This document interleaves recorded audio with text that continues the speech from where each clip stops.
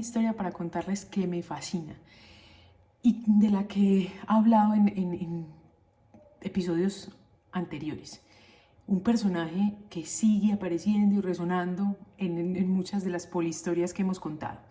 Y quienes tenemos noticia de la existencia de Lilith, la recordamos en su mayoría, ya sea como la primera mujer de Adán, o ese demonio como en Niños, y pues ahora más recientemente, digamos que se ha convertido en algo así como una heroína del feminismo. Pero vale la pena preguntarnos quién es realmente este personaje, dónde y cuándo aparece por primera vez, y además, digamos como por qué desaparece así de la nada de la versión oficial de la historia. Bueno, pues digamos que Lilith, ese demonio del judaísmo, es bien conocida hoy en día como la gran seductora, como ese demonio come niños, como todo eso que encarna de la mujer, que la mujer no debe ser. La vemos aparecer en novelas, películas, en nombres de bandas de rock, en videojuegos, hasta en memes. Y lo más llamativo, que me lo encontré realmente leyendo un poco más, es que el nombre de Lilith se usa hasta para un nombre de una organización de caridad que se llama The Lilith Fund. Es una organización que además ayuda a mujeres a acceder a un aborto. Un nombre muy bien puesto, ¿o no? Debemos reconocer que hoy en día la popularidad de Lilith obedece a esa leyenda que de ella cuenta el judaísmo en el jardín del Edén, y el hecho de que fuese creada de barro y no de una costilla de Adán como su sucesora Eva.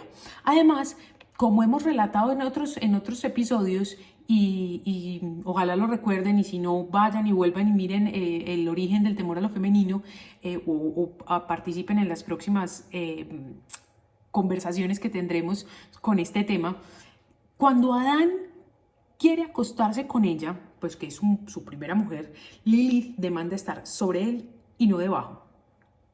Y esto a Adán no le gusta ni poquito. Y en este punto pasa algo que a mí me encanta, y es que Lilith menciona el nombre de Dios y desaparece.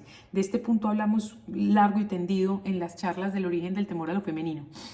Y desaparece dejando el jardín del Edén para nunca volver, o sea, desaparece del todo. Esta historia contada así, digamos que tiene un poderoso y llamativo brillo para el siglo XX y obviamente para el siglo XXI, especialmente como para el seno de esos movimientos feministas que se están forjando y que se han encontrado en esa figura de Lilith una abanderada de la causa de la igualdad de la mujer, de esa equidad sexual, de ese batalla por el derecho al deseo y demás, el derecho al placer y demás, todo el proceso de la liberación sexual, pero que además, digamos que el feminismo parece haber encontrado esta heroína en una heroína estrella. Y vale la pena rastrear en la historia el origen del mito de Lilith. Y si en ese mito, si alguna vez realmente fue concebida o fue entendida como esa figura preponderante para el discurso de la defensa de la igualdad o de la equidad de la mujer. Hay que decir que la figura de Lilith aparece por primera vez en un texto satírico súper extraño, conocido como el alfabeto de Ben Sira. Es un texto que está escrito y se conoce como el alfabeto porque está escrito en 22 proverbios en arameo y otros 22 proverbios en un hebreo medieval, que están escritos a manera de acróstico y organizados como en orden alfabético.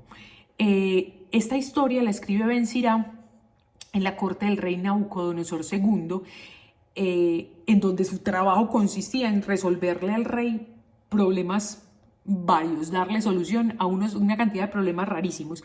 Y con esos problemas y la manera en que está escrito este texto, pues todo se vuelve como de una difícil interpretación y comprensión. ¿A qué me refiero cuando les digo que es difícil de entender?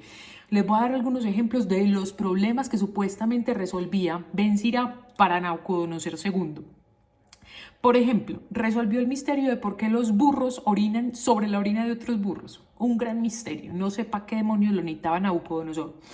Pero también encuentra la solución para ayudar a la hija pedorra del rey.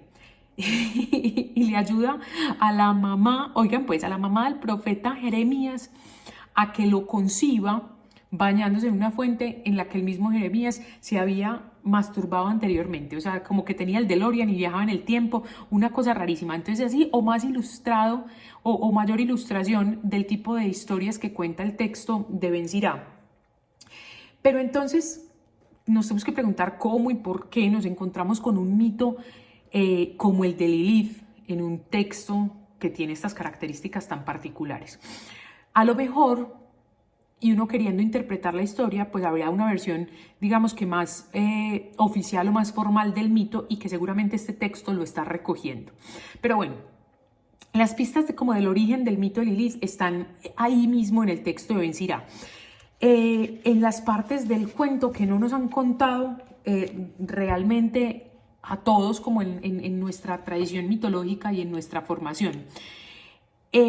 Por ejemplo, después de que Lilith abandona el Edén, ese dios barbudo, ese dios furibundo del Antiguo Testamento, manda a 3 ángeles a que la busquen y la traigan de vuelta. Y el quid del asunto aquí, el problema, está en los nombres de los ángeles enviados, que como les dije antes, pues nunca nadie nos los contó. Ustedes saben cómo llaman esos ángeles. Yo pues la verdad me vine a enterar con este texto. Y oigan cómo se llamaban. Con razón no nos lo cuentan porque es difícil de repetir. Se llamaban Znvi, Znzvi y Snglov. Este último a mí siempre me suena como a Sméagol, el del Señor de los Anillos. Por eso es el único de los 3 que siempre me acuerdo. Pero cuando estos ángeles encuentran a Lilith, ella lanza una amenaza súper perturbadora diciendo que se va a dedicar de ahí en adelante a matar niños y alimentarse de ellos. Pero ojo aquí, hace una salvedad, como por respeto a los ángeles que van a buscarla, y les dice que eso va a ser así, pero que en el momento en que alguien pronuncie los nombres de los ángeles, ella va a respetar y no va a dañar a ese niño. Esta situación, digamos, que no se nos cuenta habitualmente, convierte esta historia en algo así como en un hechizo, como un conjuro. Si se cree que un niño está enfermo y en peligro de muerte y que obviamente la causante es la demonio Lilith, pues solamente con contar la historia, incluyendo los nombres de los ángeles, pues se le puede salvar la vida al infante, porque Lilith podrá ser demonio y todo, pero respeta su palabra.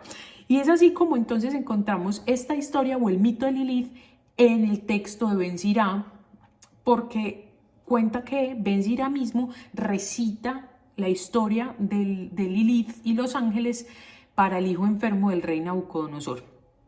Si nos dedicamos como a rastrear esas constantes, nos damos cuenta que esta historia o alguna versión similar de la misma va a ser ampliamente conocida en la Edad Media, incluso antes de la Edad Media, en Palestina y en Mesopotamia, porque se cuenta, por ejemplo, la historia del demonio femenino Sideros, que es derrotada por 3 hombres llamados, y aquí está el punto del asunto, curiosamente, Zwini, Zwisni y Singeli. En la mitología griega aparece un demonio que se llama, también es un demonio come niños, que se llama Gelo, y esta es perseguida hasta el mar por 3 hermanos llamados también Sísinis, Sinos y Sinidoros. También bastante parecido, ¿cierto? Y también en Irán hay un demonio come niños que es exiliado por otro demonio llamado Sezen. Y empieza todo esto como a resonarle a uno. Y como si fuera poco, también en Rusia hay un demonio come niños que es asesinado por un tal San Sisianos. Entonces, después de ver todo este sartal de demonios femeninos come niños que son derrotados por personajes con nombres tan particulares de manera consonante, pues se hace evidente que la historia de Lilith no se la inventó Ben Sirá, ni mucho menos, y que simplemente en su alfabeto pudo haber, digamos que recogido o reconocido este texto de otras tradiciones orales, y es allí de pronto como reconociendo el tono particular y picaresco que tiene el texto de Ben Sirá, donde vayan a ponerle, digamos, como los detallitos sexuales de la historia entre Adán y Lilith. Pero realmente el core de la historia, eso que se cuenta, obedece a un mito supremamente antiguo muy enraizado en la tradición oral, en la tradición de conjuros y hechizos que se usaban en múltiples culturas y obedecían a ese temor de que los niños o las mujeres embarazadas fueran dañados por alguna fuerza que no entendíamos, y en este caso pues le pusieron el nombre de algún demonio femenino.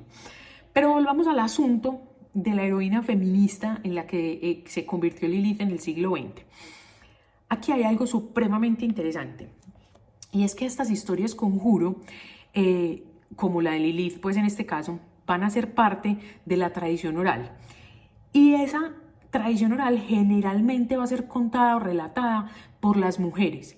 Y quizá por eso es que aparezca este elemento o se dé este elemento de la insistencia de que Lilith apela a su igualdad a Adán, y se hace, este elemento se va a hacer cada vez más fuerte con el discurso que se repite y se repite y en las diferentes versiones que nos van a contar posteriormente. Especialmente va a haber un cambio cuando los hombres se empiezan a dar cuenta de que eso está como peligroso, porque la versión que cuentan especialmente hombres en el folclore cabalístico, pillándose una vez el peligro que representa esta historia de Lilith para la reclamación de la equidad de género, le dan un pequeño giro a la historia y Lilith termina no siendo creada de barro igual que Adán, sino como de desechos y de un pantano ahí inmundo que queda después de la creación de Adán. Entonces así le quitan el poder y ese sentido de igualdad entre Adán y Lilith. Entonces digamos que aun cuando Lilith termina aterrorizando mujeres, niños y todo lo que se le atraviesa en la historia, también trae en su mito ese mensaje que se ha hecho supremamente poderoso en el eco de las gargantas femeninas, la igualdad, y yo me atrevería a ir más allá y hablar de equidad de los géneros, que es un asunto por el que hoy mujeres y gracias a todo lo que hemos avanzado, muchísimos hombres también continuamos luchando y reencarnando a Lilith de alguna manera como una heroína de la equidad.